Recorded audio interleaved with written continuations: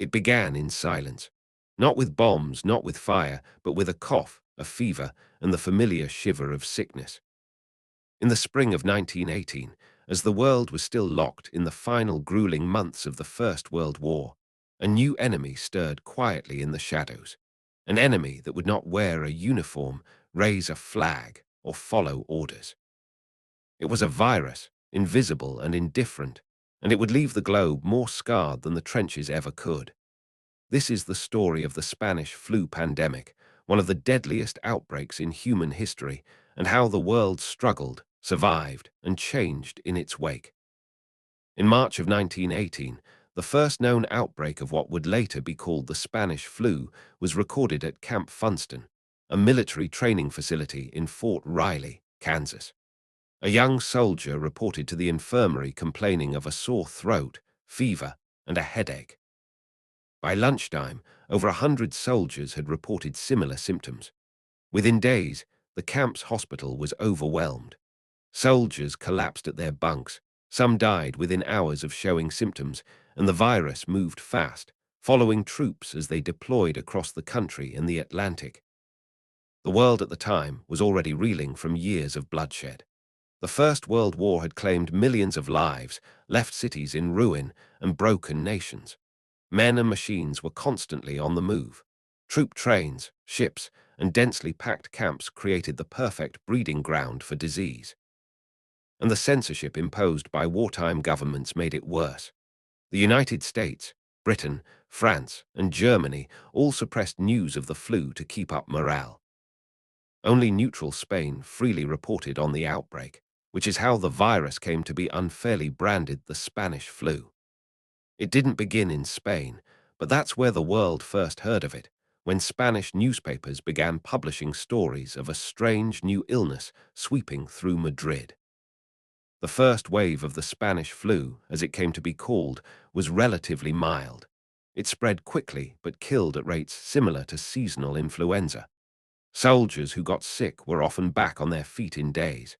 But even in this early stage, the scale was alarming. Thousands were affected across the US, France, Britain, and beyond. The virus didn't disappear after spring. It went quiet, mutating, adapting. And when it came back in the fall of 1918, it returned with a vengeance. The second wave, which began around August and peaked in October 1918, was horrifying in its speed, severity, and scale. Unlike most strains of influenza, which tend to strike the very young and the elderly hardest, this mutated virus targeted young adults, particularly those between 20 and 40 years old, the very age group that made up the bulk of the world's workforce and armies. Whole families were decimated. Entire towns were paralyzed. Symptoms were brutal. Patients developed fevers that soared past 104 degrees Fahrenheit. Their faces turned blue from lack of oxygen. Some bled from the nose or mouth. Their lungs filled with fluid so rapidly that many suffocated within hours. Doctors and nurses watched helplessly as patients turned dark purple and collapsed in the streets. It wasn't just influenza.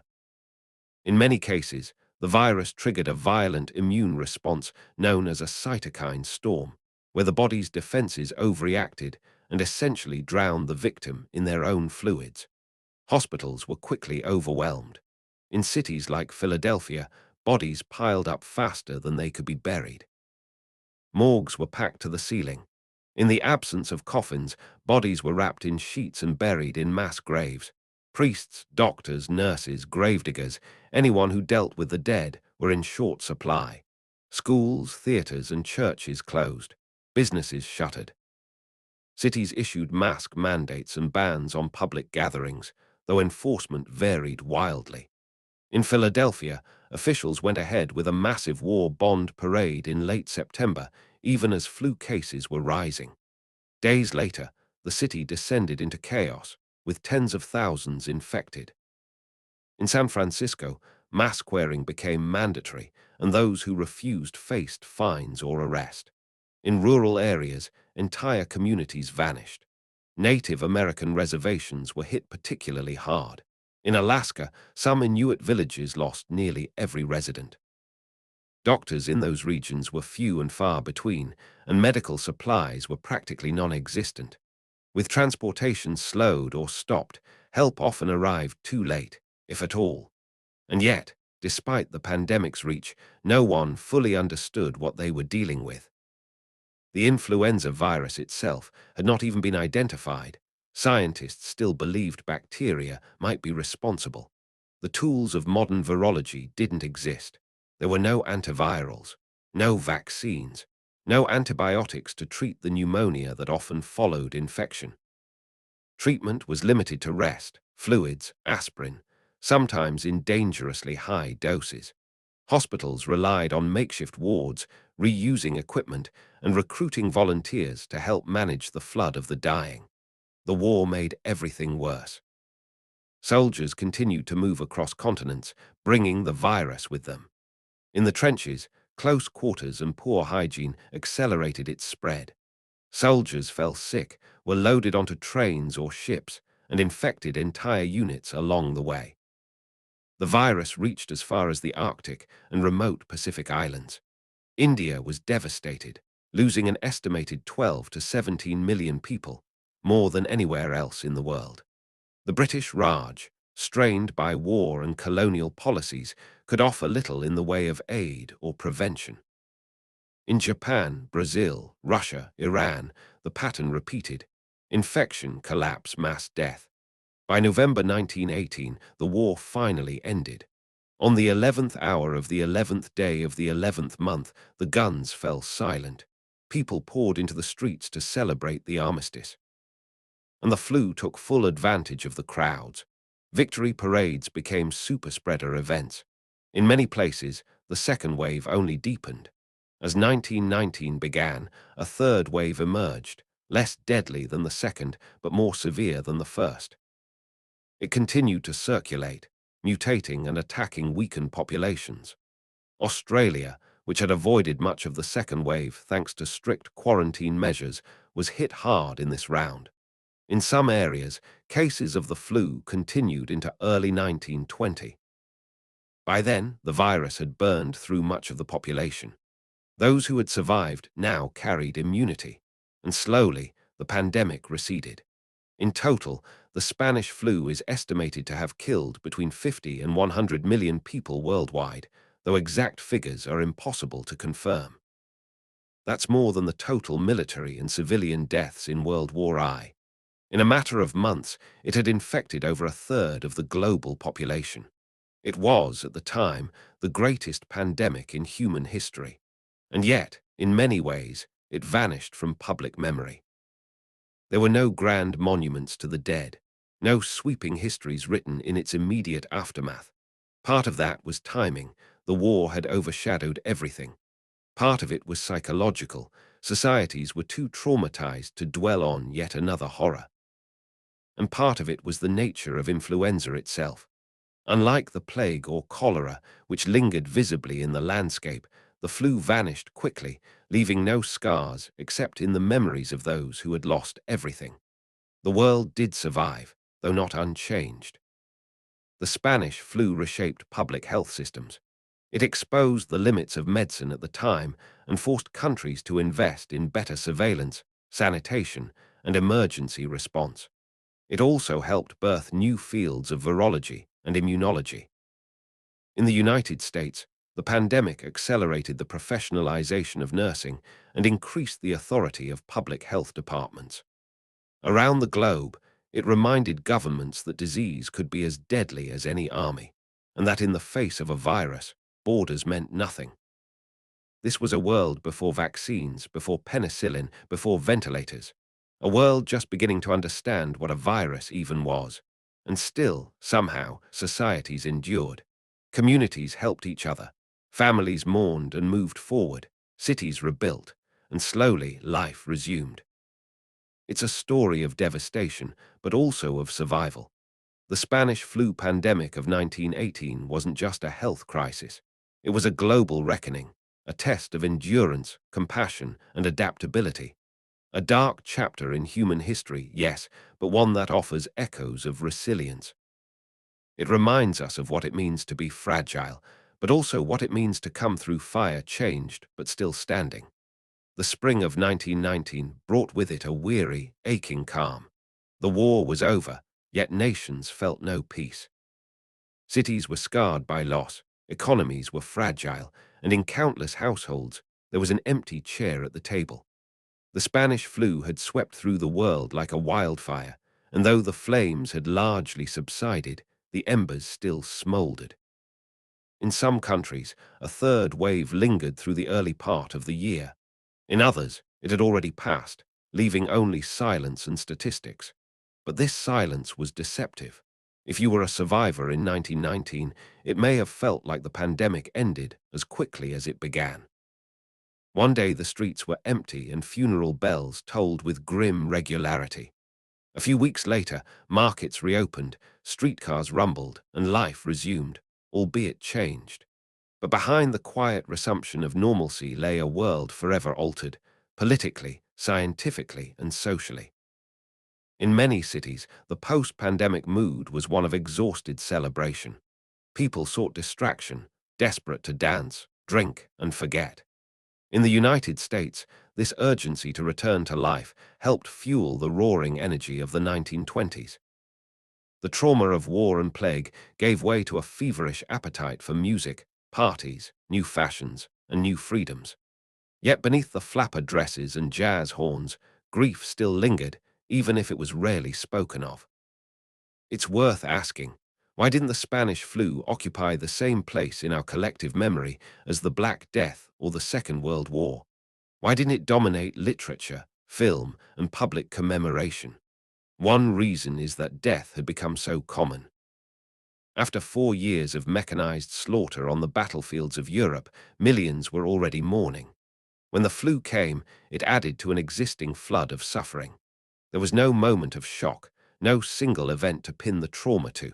It was everywhere and nowhere. In families already broken by war, another loss blended into the blur. People grieved, but they were also numb. There was also shame. The flu was seen by many as a humiliating way to die, sick in bed, helpless, drowning in one's own lungs. It wasn't heroic. It didn't come with medals. Soldiers who died in battle were honored. Those who died of the flu, even in uniform, were largely forgotten. Governments, too, preferred to move on. They had already been slow to acknowledge the pandemic while it raged, some out of ignorance, others out of fear of public panic. When it was over, there was no appetite for retrospection. There were new crises to face: economic reconstruction, revolutions, and political upheavals. But even if it faded from cultural memory, the Spanish flu left deep marks in science and public health. In the aftermath, countries began to realize how ill-equipped they had been. The pandemic had revealed glaring weaknesses: overcrowded hospitals, limited research, poor coordination, and a lack of consistent public messaging. Out of this reckoning, national health departments gained new authority. Many began organizing better disease tracking systems. Some countries created centralized public health ministries for the first time. The World Health Organization, which would not be founded until 1948, had its intellectual roots in the confusion and devastation of 1918. The field of virology, still in its infancy during the flu pandemic, began to grow rapidly. Scientists had long suspected that influenza was caused by a virus, but they lacked the tools to prove it. Electron microscopes had not yet been invented. The flu virus itself wouldn't be isolated until the 1930s. But the 1918 pandemic created new urgency, funding, and institutional support for studying infectious disease. It also sparked debate about the use of masks, quarantines, and public mandates, debates that echo to this day. In 1918, mask wearing was both promoted and contested. Some cities issued fines to those who refused. Others relied on voluntary compliance. In San Francisco, the Anti-Mask League formed to protest the mandates, claiming they were ineffective and infringed on personal freedoms. Even then, in the midst of global catastrophe, questions about liberty, science, and the role of government stirred tension. Education changed as well. Many schools closed for weeks or months. In some cities, teachers were enlisted as makeshift health workers, delivering food and medicine or checking on students at home. The closure of schools and public venues created early models for distance learning, even if they were rudimentary. Communities learned how to function, imperfectly but with ingenuity, in the absence of normal systems. Another enduring legacy of the pandemic was its effect on demographic and economic structures. The death toll was not evenly distributed. Young adults, the backbone of the labor force, were hit especially hard. Entire workplaces found themselves without staff. Farms were left unattended. Railroads, factories, and ports struggled to maintain operations. In some cases, survivors were promoted quickly, creating sudden shifts in social mobility. Women, who had already begun entering the workforce during the war, found even more roles opening up due to the flu's decimation of the male labor pool. But there was also a darker demographic consequence: the loss of millions of children and infants. In orphanages across the globe, flu outbreaks wiped out entire wards. In households where both parents died, children were left to fend for themselves or were sent to overwhelmed institutions. An entire generation was shaped by the trauma of early loss, by the absence of mothers, fathers, siblings. The psychological toll was immense, but largely unacknowledged. In 1918, mental health was a nascent field, often misunderstood and stigmatized. There were no widespread trauma counseling services.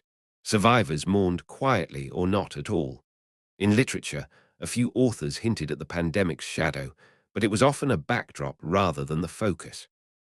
Catherine Ann Porter's Pale Rider is one of the rare pieces of fiction that captured the terror and surreal stillness of those days. In it, she described the way time seemed to stretch and collapse, how the air itself felt heavy with dread. Meanwhile, in colonial territories, the flu served as a bitter symbol of neglect and exploitation. In India, which had suffered millions of deaths, resentment toward British rule intensified. The colonial administration had failed to deliver relief or healthcare, and the perception of indifference fanned the flames of nationalist movements. Similar stories played out in parts of Africa, Southeast Asia, and Latin America. The pandemic didn't just expose biological vulnerability, it laid bare political fault lines. The economic impact was complex. In the short term, productivity plummeted. Shipping routes were disrupted. Markets closed. Entire sectors, entertainment, hospitality, education, ground to a halt. But unlike war, flu left no infrastructure destroyed. Once the waves passed, many industries rebounded quickly. In fact, some sectors benefited from the demand surge during the recovery: manufacturing, pharmaceuticals, textiles. One long-term result was a re-evaluation of health as an economic asset. Governments began to see that disease wasn't just a medical issue, it was a threat to national stability and productivity. This mindset helped drive early discussions around socialized medicine, worker protections, and health insurance programs in several countries. But perhaps the most lasting effect was something subtler: a global shift in awareness. The Spanish flu taught humanity that the world was more interconnected than ever before, that a virus could begin in a rural military base and circle the planet in weeks. That sickness didn't respect borders, treaties, or ideologies, and that without cooperation, surveillance, and shared science, such pandemics would strike again. As the 1920s dawned, the world turned its face toward modernity. Technology advanced. Nations rebuilt. Airplanes replaced ocean liners. Radios crackled in every home. But under the skin of this new age was a memory, a lesson etched in loss. The Spanish flu had shown the cost of underestimating nature's silent forces. It had killed more people than any modern war, and yet it had also revealed the fragile miracle of human endurance. By the early 1920s, a strange paradox had emerged. The world had just lived through a pandemic of unimaginable proportions, tens of millions dead in a matter of months, across nearly every continent. yet the historical footprint it left behind was oddly muted. There were no global summits dedicated to influenza preparedness, no sweeping public inquiries, no sprawling memoirs from world leaders. The Spanish flu faded from political discourse, even as its consequences quietly reshaped entire generations. This wasn't mere forgetfulness. It was, in many cases, an intentional moving on. The global psyche was exhausted. In less than 5 years, people had endured world war, genocide, revolution, and then a disease that choked the breath from children and strong adults alike. Trauma layered upon trauma. What many survivors wanted most was not remembrance, but relief. And so the roaring 20s roared louder. There was music, fashion, industrial growth, and the clamor of modernity. Silent film gave way to sound. Cities expanded upward. Automobiles became common. The telephone, once a novelty, rang in households across Europe and the Americas. Life went on, and in some places it sprinted ahead. But below the surface, the impact of the Spanish flu lingered, shaping medicine, governance, and culture in subtle, profound ways. Public health became a legitimate and necessary arm of state power. Cities that had experienced high mortality often reorganized their health departments, hiring more full-time staff, modernizing record-keeping, and developing rudimentary surveillance systems. In the United States, the Public Health Service, once a minor agency, began to grow in both scope and influence. Local governments developed sanitation boards, epidemic response plans, and disease notification protocols. Around the world, medical schools expanded their curriculums. Students who would become the doctors of the 1930s and 40s trained in the shadow of the pandemic. They studied respiratory illness with renewed focus. They debated the ethics of quarantine and isolation. They learned how quickly misinformation could spread, how vital clear communication could be in saving lives. In Britain, the Ministry of Health was established in 1919, directly in response to the failures witnessed during the flu pandemic. Its creation marked a turning point in how government viewed health, not just as an individual concern, but a national responsibility.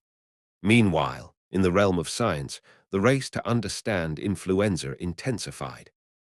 Virology, barely more than a speculative field before 1918, began to coalesce into a true scientific discipline.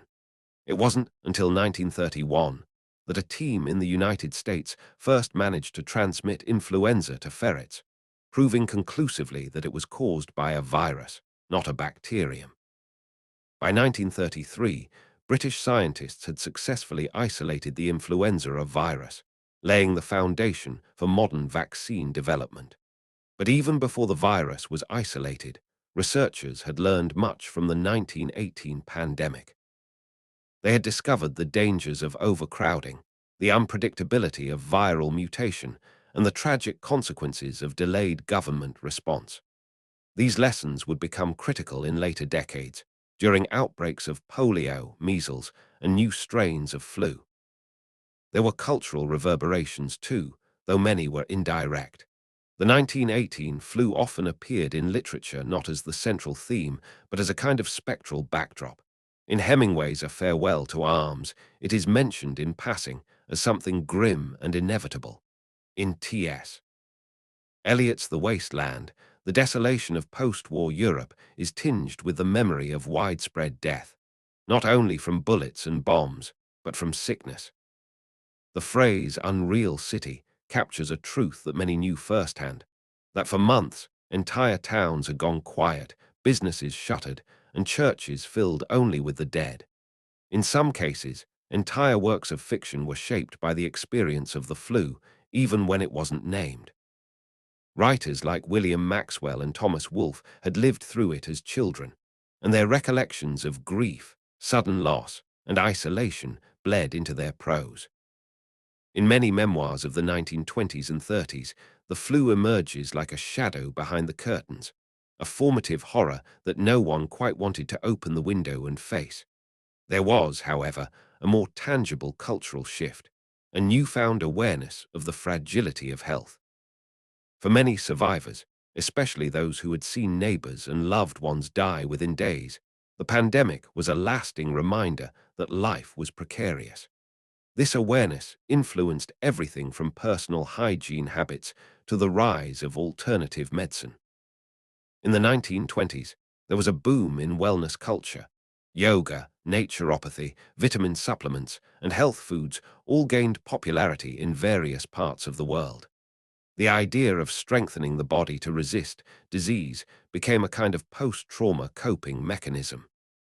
Then there were the changes in burial practices. The sheer volume of death in 1918 had overwhelmed cemeteries and funeral homes. In some places, bodies were buried without ceremony, sometimes even without names. In the aftermath, families demanded more control over end-of-life rituals. Funeral insurance, cremation services, and the personalization of gravesites all expanded in the 1920s and 30s. The memory of anonymous mass graves haunted many communities, and still, across much of the world, official history kept silent. Textbooks rarely mentioned the Spanish flu in detail. War was easier to glorify, to frame in terms of sacrifice and victory. Disease, by contrast, was mute and messy. It defied heroism, and so it was consigned to the background, mentioned briefly if at all, but it never truly disappeared. In archives and hospitals, in family stories and epidemiological studies, the flu's legacy endured. In 1957, when a new influenza pandemic, the Asian flu, swept the globe, scientists looked back to 1918 for clues. By then, vaccines could be developed quickly, antibiotics could treat secondary infections, and mass communication could spread public health messages faster than rumors. Still, over 1 million died in 1957. The warning from history had only partially prepared the world. In 1968, the Hong Kong flu struck, killing another 1 million worldwide.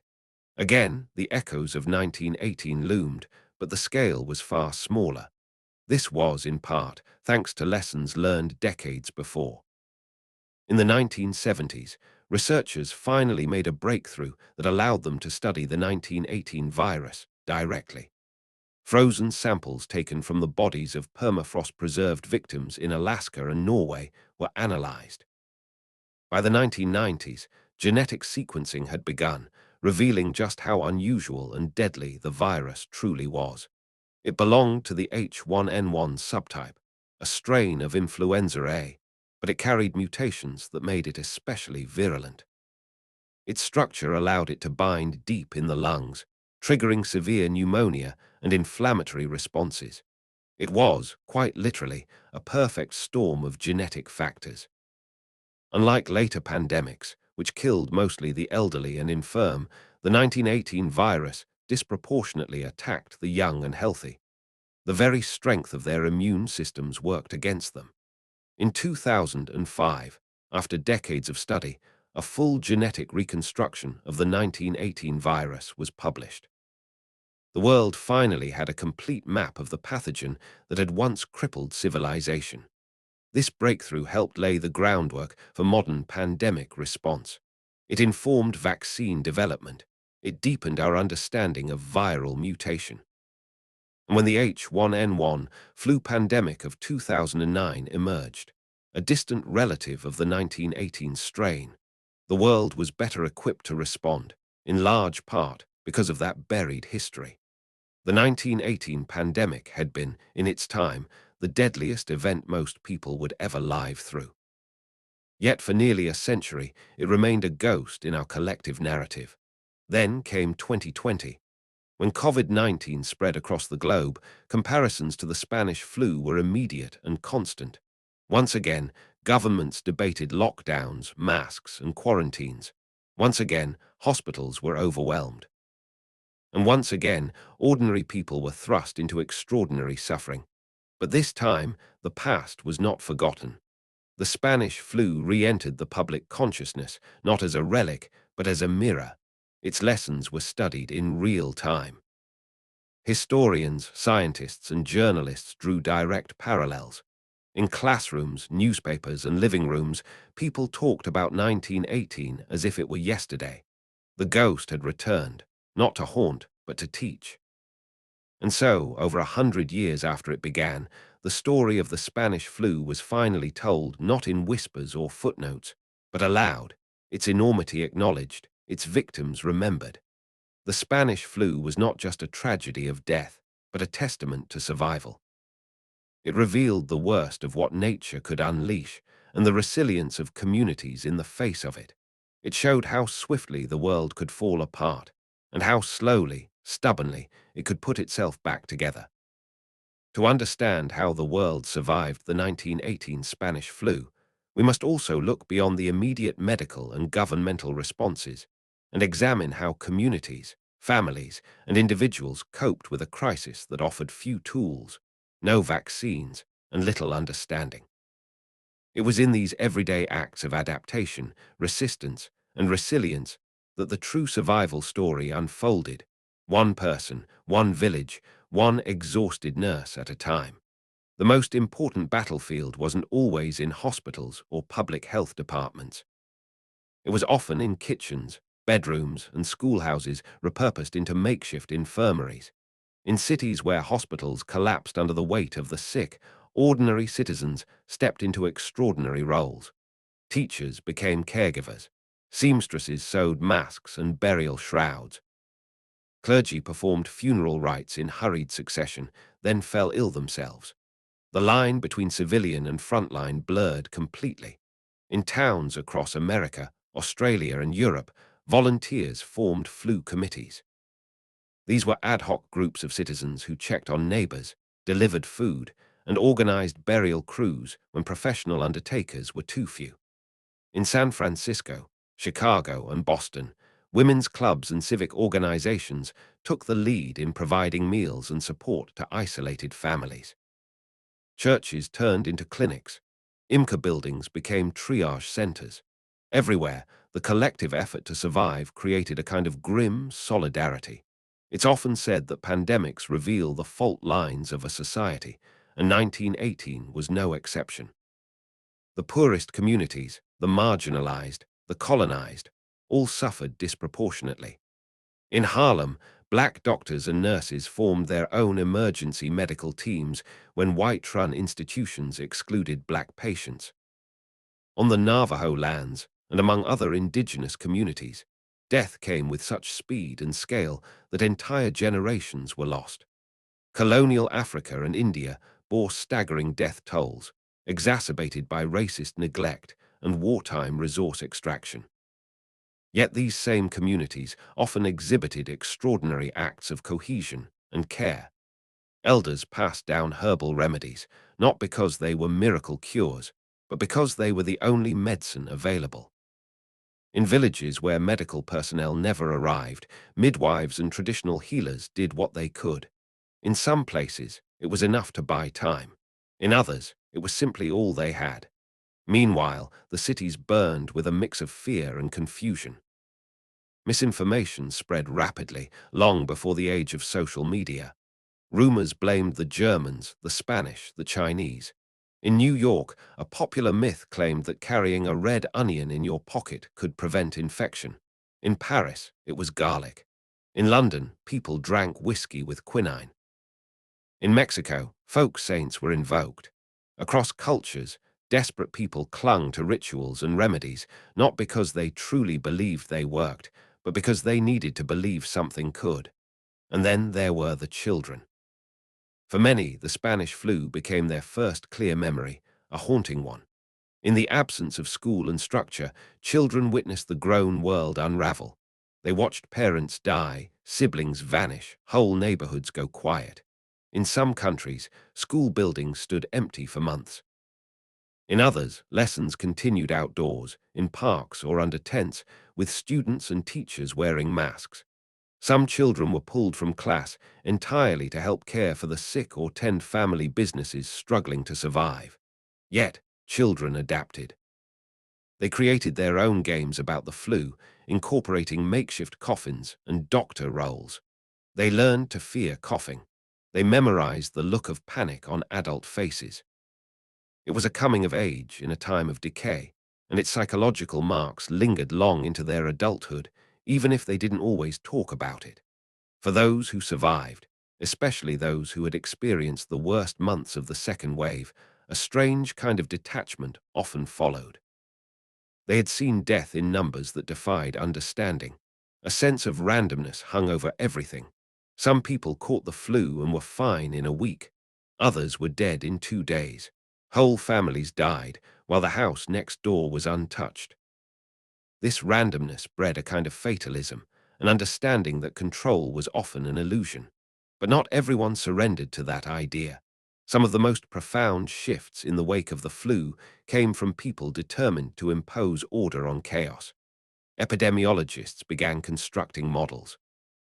Statisticians pored over death rates.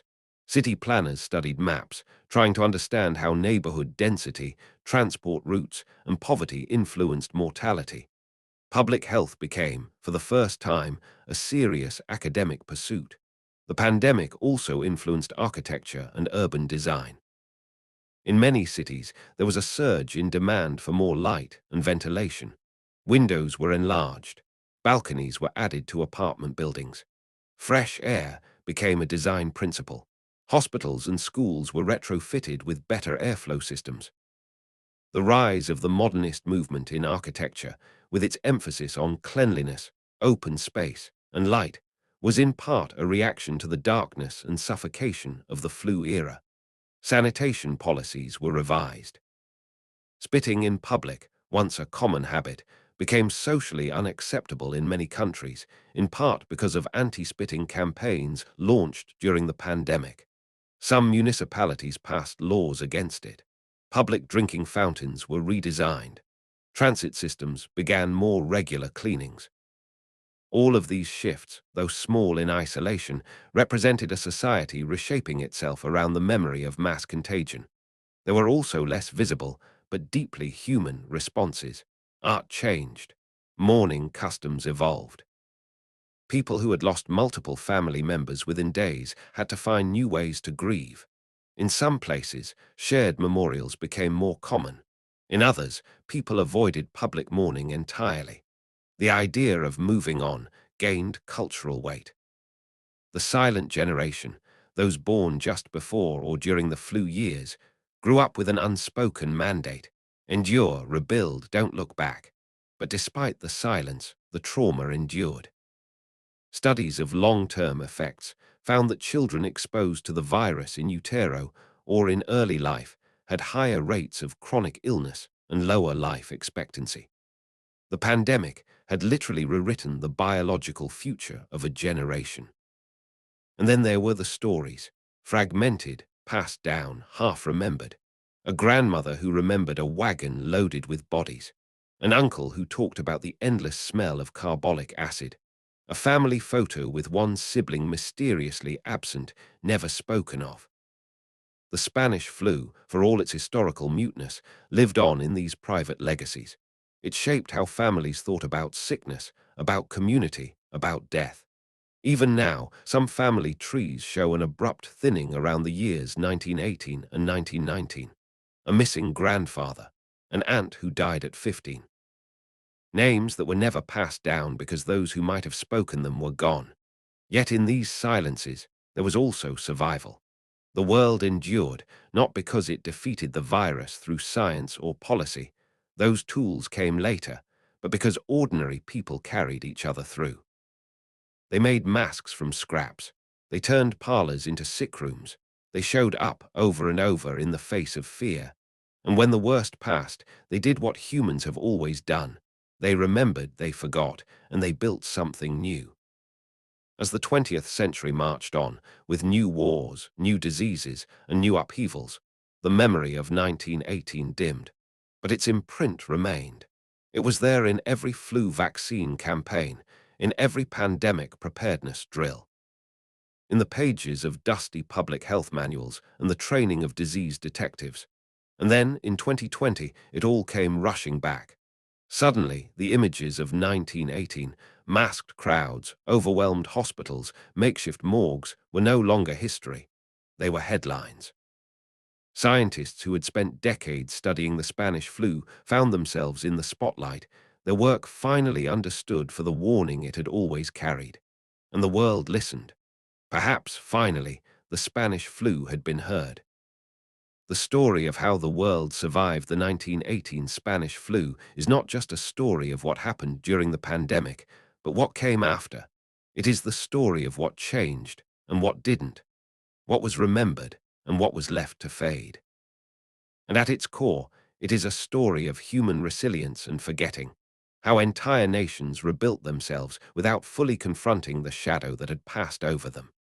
For the medical community, the Spanish flu was an open wound and an unsolved mystery. For decades, doctors and scientists tried to understand what made the 1918 virus so deadly and why it had behaved so differently from other strains. The immune response it triggered in healthy young adults was one of its most puzzling aspects. In most flu outbreaks, the elderly and the very young suffer the most. But in 1918, the death curve was W-shaped. It hit infants, then surged among those aged 20 to 40 before dropping and rising again among the elderly. That unusual pattern became one of its lasting fingerprints. Why did so many healthy adults die? One theory, supported by modern science, is the cytokine storm, an overreaction of the immune system where the body attacks itself in the effort to fight the virus. It was the strength of their bodies that killed them. Their lungs, inflamed and drowning in fluid, could not deliver oxygen. The virus didn't merely infect, it ignited a biological inferno. This, along with the speed of infection, made the Spanish flu uniquely terrifying. A person could feel fine in the morning and be dead by nightfall. In cities like Philadelphia and Bombay, it wasn't uncommon to see people drop on the sidewalk, carried away hours later by cart. The psychological impact of such sudden death was enormous. People lived on edge. Many refused to go outside. Others took reckless chances, convinced that if they were going to die, they might as well live until then. Fear became its own epidemic. Entire cities closed down, not by decree, but by instinct. Residents boarded themselves indoors, streets emptied. In some rural towns, outsiders were turned away at gunpoint. Signs reading, "No visitors allowed," appeared on fences and porches. In Alaska, some indigenous villages were sealed off entirely. In one tragic case, the isolation failed when a single mail carrier unknowingly brought the virus. The result was near total extinction for that village, and yet despite all this, the world kept moving. Mail was still delivered. Food was grown, hauled, and sold. Newspapers still went to print. Babies were born. Lovers still married.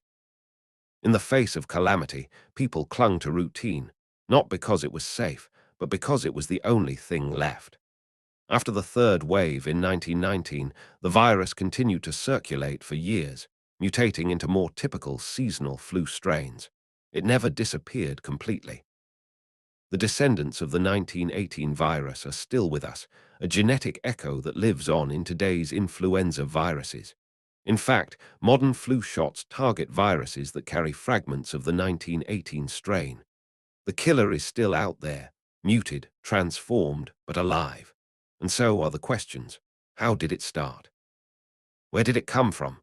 For decades, the origin of the 1918 flu remained one of medicine's great mysteries. Because it was called the Spanish flu, many assumed it originated in Spain. But Spain was simply the first country to report it freely. As a neutral nation in World War I, it had no reason to censor bad news. Spanish newspapers documented the spread of the virus openly, while the warring nations downplayed or ignored it to protect morale. This accident of openness gave Spain the blame.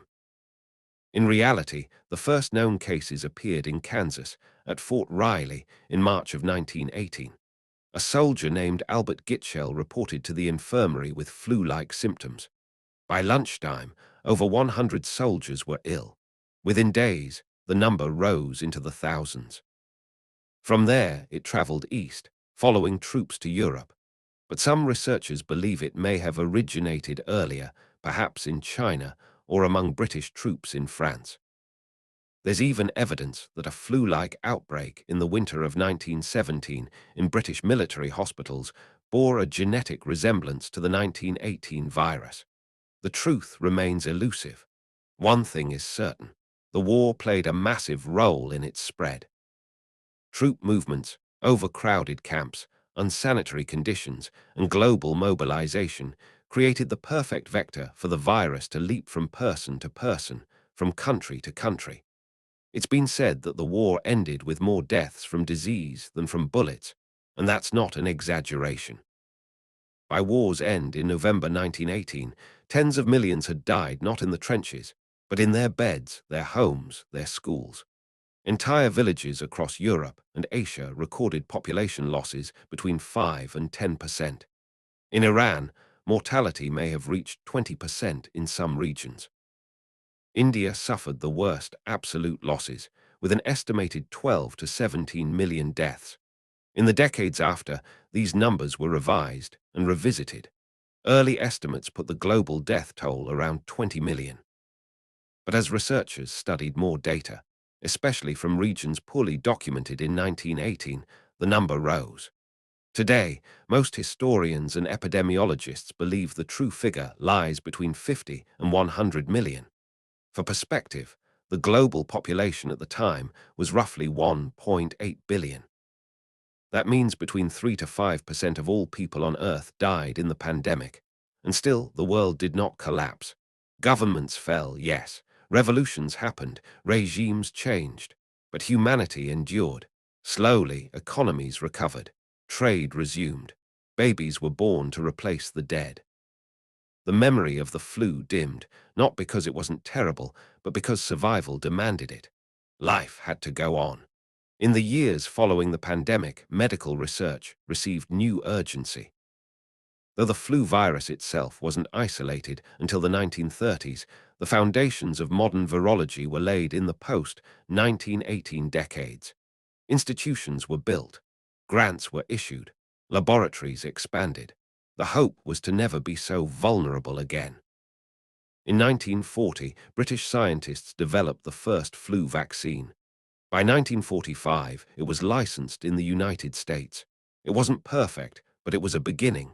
It meant that next time, humanity wouldn't face the virus empty-handed, and there would be a next time. Pandemics are not rare. They are as old as civilization. The plague of Athens, the Black Death, the cholera outbreaks of the 19th century, each left its mark. But the Spanish flu was unique in its scope and speed.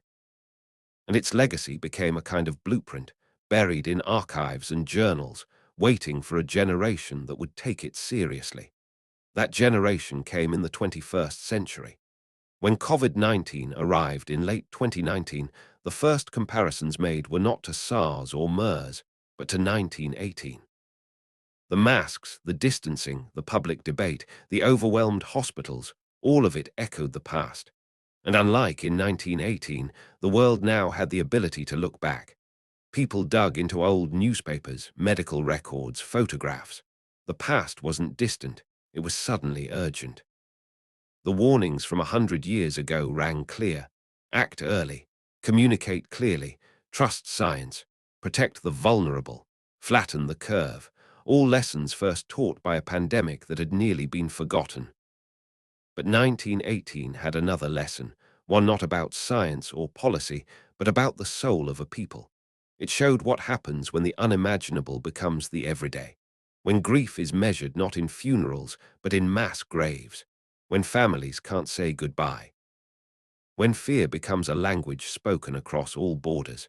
And yet, even in that darkness, there was light, not in grand victories, but in small acts. The nurse who stayed another shift, the neighbor who left soup on the porch, the child who grew up and never forgot. This is how the world survived 1918. Not through perfection, not through preparedness, but through persistence, through a shared, unspoken understanding that even in the face of devastation, we go on. The Spanish flu was a firestorm, but it did not consume everything. From its ashes rose better medicine, stronger health systems, and a deeper, if quiet, appreciation for the fragility of life. And now, more than a century later, as we face our own age of pandemics and uncertainty, the ghosts of 1918 walk with us, not to haunt, but to guide. To close the story of the Spanish flu pandemic is not to shut a door on history, but to turn and face the legacy it left behind. Because the virus that once silenced cities did not just kill, it transformed. It transformed medicine, certainly. The generation that came of age in the aftermath of 1918 would go on to pioneer fields in immunology, virology, and public health. Many of the leading scientists of the 1940s and 50s had lived through the flu as children or young doctors, their formative years shaped by the chaos and helplessness they had witnessed. That memory would push them harder in labs, in clinics, in policy rooms, driven by the single desire: never again. It transformed policy. After the flu, governments began to understand that disease could not be separated from national security. No longer was health seen as a private matter. It became a public one. Countries around the world invested in new public health departments, national laboratories, and better infrastructure, not just to treat illness, but to anticipate it. In many places, the foundations of universal healthcare systems were laid on the cracked bones of pandemic loss. It transformed cities. Urban planning began to account for space, ventilation, and light. The tightly packed tenements of the 19th century gave way slowly to a new vision of housing, one that prioritized air circulation and hygiene. Even something as simple as a public park became understood as not just leisure, but medicine, a place where people could breathe freely in times when the air indoors felt like a trap. It transformed our understanding of global connection. The Spanish flu was one of the first truly global pandemics in the modern sense, aided by industrialization and war. It proved that humanity, for all its borders and flags, was deeply, inescapably connected. A virus didn't care about your language, your politics, your skin color. It only needed a breath, a touch, a moment, and that truth has only grown more urgent in the century since. But above all, it transformed people. The generation that lived through 1918 did not emerge unscathed. They came out of it quieter, more cautious, a little harder perhaps. They did not always speak of what they saw, because to name it was to feel it again. But they built a world anyway, brick by brick, breath by breath. Many never recovered from their losses, widows who never remarried, children who grew up in orphanages, veterans who had survived the war only to be claimed by the flu. Yet alongside these stories of sorrow were those of endurance. Some started over. Some created new families. Some pursued medicine because they had seen too much death.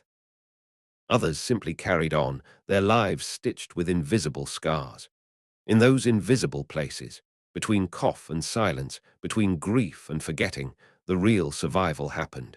It's easy, from a modern vantage point, to look back on 1918 with the clarity of hindsight, to chart the course of the virus on a map, to analyze government failures, to count the dead. But numbers do not tell the whole story. They do not tell you about the priest in Milan who rang the church bell himself because there was no one left to do it. They do not tell you about the nurses in Cape Town who worked until they collapsed, then were buried without ceremony. They do not tell you about the teenager in Kansas who dug graves for strangers all week, then returned home to find his own parents had died. These are not statistics. They are the heartbeat of a world in freefall, and of one that somehow landed on its feet. The pandemic didn't end with a declaration. There was no moment when the virus simply disappeared. It faded unevenly, leaving behind weakened bodies, broken families, and scattered immunity. People moved forward not because the danger was gone, but because they had no choice. This is how humanity has always moved forward, not in leaps, but in steps, not in triumph, but in resilience. And so we ask, what does it mean to survive something like the Spanish flu? It means you buried your dead and then went back to work. It means you grieved behind drawn curtains because there were too many funerals and not enough time. It means you watched the world shrink and still found the courage to look out your window the next day. It means you carried the memory without letting it crush you. Survival was not glorious. It was not dramatic. It was mundane. It was a mother spooning broth into a child's mouth, a neighbor knocking on the door with bread, a letter arriving from a soldier who was still alive, a teacher showing up to teach a class of 5 masked children in a field, a city choosing to reopen its parks even though it still smelled of bleach and sorrow. It was the choice to keep living. In the century since, the Spanish flu has slowly returned to the light. Its story has been pieced together from medical reports, cemetery records, old newspapers, and oral histories. Scholars have dedicated lifetimes to assembling the fragments. Artists have tried to imagine its invisible grief. Families have told the stories passed down in whispers. And now, in the wake of modern pandemics, we listen more closely. We study 1918 not as a relic, but as a mirror. We hear its echoes in every overwhelmed hospital, every strained nurse, every quiet funeral without a crowd. We feel its shadow in the way we flinch at coughing in public, in the way masks now hang in drawers like relics of a recent war. The Spanish flu was a teacher, one we ignored for decades, but who never stopped waiting. It taught us that preparation matters, that science must be trusted, that communication saves lives, that fear, if left unchecked, will do more damage than disease. But it also taught us softer lessons, that compassion is a form of medicine, that grief is something we carry, not something we conquer, that history repeats itself not only in cycles, but in silence. And perhaps most importantly, it taught us that survival is not just about avoiding death. It's about how we live after, how we rebuild our institutions, our communities, our relationships, how we hold onto the lessons without clinging to the pain, how we honor those lost not just with memorials, but with action, with policies that protect, with research that prevents, with systems that care. And so, more than 100 years later, the Spanish flu still matters, not because of what it took, but because of what it revealed. It showed us the edge and reminded us that we could step back from it. It showed us that even when the world is burning with fever, when the air is thick with silence and ash, when the streets are lined with loss, we endure, not perfectly, not painlessly, but wholly, stubbornly, humanly. The pandemic of 1918 ended, but its lessons live. And the story of how the world survived it is not just history, it is prophecy, it is instruction, it is a testament to the fragility and the ferocity of life.